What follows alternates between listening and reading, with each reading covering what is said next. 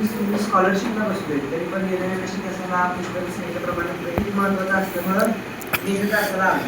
आज भोसले सरांचं लेक्चर झालं. असं म्हणतात की लाखात एखादा शिक्षक मिळतो की ज्यानं शिकवलेलं सगळ्यांना कळतं. दुसऱ्या शिक्षकांचे पण लेक्चर झाले पण तेव्हा मागल्या मुलांनी ती कुजबुज केली होती. पण या सरांच्या तासाला आणि या सरांनी ज्या प्रकारे शिकवत होते सर, त्यामध्ये सगळ्यांचं लक्ष सरांच्या बोर्डवर असायचं. आम्ही बरेच तास बसलोय, बरेच सरांचे लेक्चर ऐकल्यात, मोबाईलवर ऐकल्यात, पण तेव्हा जे जास्त वेळाचं असतं तेव्हा बोरिंग होतं की हे काय आता सारखं एकच सूत्र एकच हे.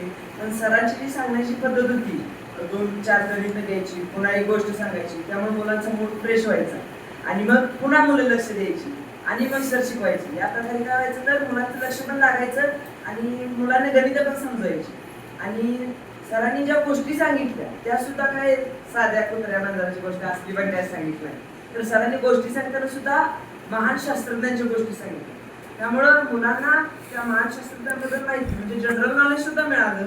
वरनं जे परीक्षेला उपयुक्त आहे म्हणजे गणिताचं नॉलेज, तर ते गणिताचं सुद्धा नॉलेज मिळालं.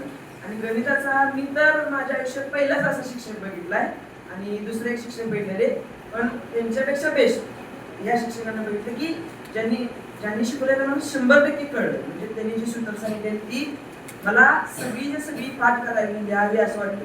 मी NSला नसताना सुद्धा तासाला आलो होतो, कारण आता मार्गदर्शन होते तर मग शाळेनं देते मार्गदर्शन, तर एकदा झाल्यावर सर प्राचार्य पुन्हा बोलवतातच, म्हणून म्हटलं डबल होईल म्हणून मी पहिला सुद्धा आलो होतो. आणि पहिला आल्यावर एकदा झाल्यावर लेक्चर पुन्हा रिव्हिजन होईल असं वाटलं, त्यामुळे नीट समजेल, कारण बऱ्याचदा समजत नाही. पण सरांनी एकदाच सांगितलं ते एकदाच समजलं आम्हाला. त्यामुळं मी सरांच्या अनेकदा आभार मानतो आणि थांबतो.